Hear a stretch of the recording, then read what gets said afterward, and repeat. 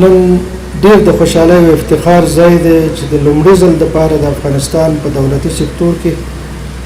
د هغه ماشومانو چې قلبي ناروغۍ ولري د خلاصې سینې یعنی قلبي عملیاتو د ماشومانو د ډیالیس څانګې د پیل پرانسته کوه. دا د صحت په سکتور کې خصوصا د فوق تخصصي روغتیایي خدماتو د پیل یو ستر او تاریخي ګام دی او موږ هوډ لرو چې د خپل تکړه او صادقه روغتیایي کارکوونکو همکارانو په واسطه دا مزل چې نن مو پیل کړی دی تر ډېرې یعنې لوړې کچې ته ورسوو. زه به په خپل نوبت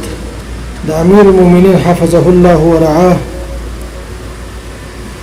څخه ډېره مننه وکړم چې موږ ته زموږ د غوښتنې سره سم ټول منابع په اختیار کې راکړي دي او تل یې هڅولي یو تر څو په افغانستان کې روغتیایي خدمات معیاري او باکیفیته کړي. زه باور لرم چې په دې روغتون کې به هر کال په سلګونو ماشومان چې د ولادي قلبي ناروغیو څخه رنځ وړي او مالی توان محدود وي تداوي کېږي او دوی به یو نوی ژوند ورکول کېږي لکه څنګه چې د آیات مبارکه مفهوم او مصداق هم دی چې ومن احیاها فکأنما احیا الناس جميعا. چا چې یو کس ته ژوند ورکړ گویا کې ټول انسانیت ته ژوند وبخښه. درنو دوستانو، کله چې ماته د عامه روغتیا وزارت مسؤلیت راسپارل شوی د روغتیایي وضعیت د تحلیل وروسته ما د خپل تخنیکي ټیم چې د روغتیایي سکتور په خدماتو کې د یو شمېر اصلاحاتو د راوستلو هوډ وکړو چې د ثالثي روغتیایي خدماتو اصلاحات او روغتونونو ریفورم هم زما د همدې ستراتیژیک لیدلوري یوه برخه وه. د عامه روغتیا وزارت د دې ستراتیژیک لیدلوري په اساس د روغتیایي ساختارونو په جوړولو، د کادرونو په روزلو او د ظرفیت سازۍ د روغتونونو پیشرفته او عصري طبي وسایلو په تجهیز باندې کار کوي. الحمدلله نن د همدې لیدلوري په اساس موږ د ماشومانو د قلبي ناروغیو په درملنه کې موږ یو ستر ګام پورته کوو او زموږ روغتیایي ټیم تر اوسه 3 د ماشومانو خلاصې سینې یعنې قلبي عملیاتونه په بریالیتوب سره ترسره کړي او دا نړۍ به ادامه ولري. راتلونکي کې به د لویانو د قلبي عملیاتو فوق تخصصي خدماتو تشخیصیه او نورو بخښونو کې هم د پام وړ تغیراتو شاهدان اوسو ان شاء الله. معززو ګډونوالو، په تیرو 2 لسیزو کې د صحت د اساسي ساختارونو د جوړولو لپاره ډېر کم کار شوی دی.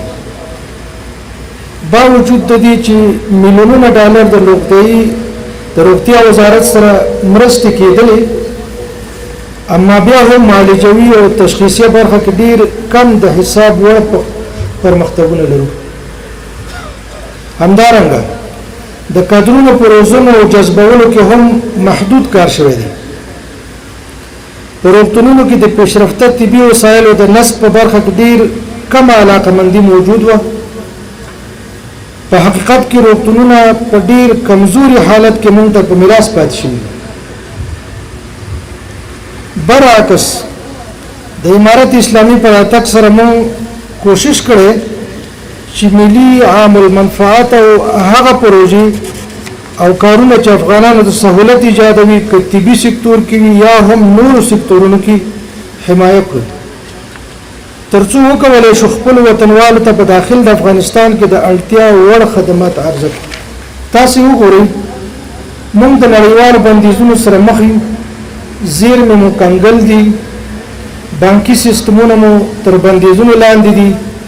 اما بیا هم د خپلو موجوده منابعو څخه موږ وتوانېدلو د طبابت په بخش کې یو ستر او تاریخي ګام پورته کړو. ستاسې به یاد وي کله چې د سره صلیب ادارې په ناڅاپي ډول زموږ د روغتونونو او نورو روغتیایي مرکزونو څخه لاس واخیست، د عامې روغتیا وزارت وتوانېده چې د نوموړي روغتونونو پرسونل تعداد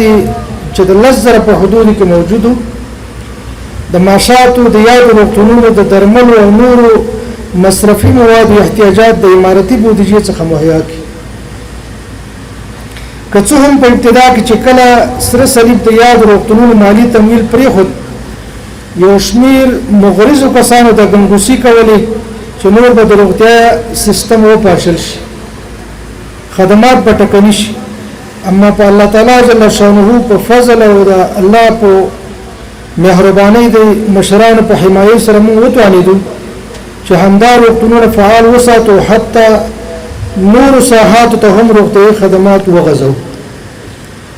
همدارنګه تاسو وګورئ چې موږ د جبري راستنېدونکو افغانانو چې د فشار په توګه اخراج شي په څومره منظم او ښه توګه مدیریت شو او د دوی روغتیايي ستونزو ته مو په ډېره ښه توګه ځواب ویلی. دا هر څه زموږ د قوي هوډ ښکارندویي کوي، هغه قوي هوډ چې موږ د یو قوي خودکفا او د خلکو د اړتیاو ته د ځواب ویونکي روغتیايي سیستم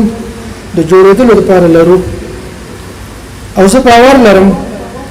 چې د افغانستان د صحت سکتور په تدریجي ډول د تکامل پړاوونه تر شا پرېږدي او یو باکیفیت او ځواب ویونکي روغتیايي سیستم باندې به بدلیږي انشاءالله.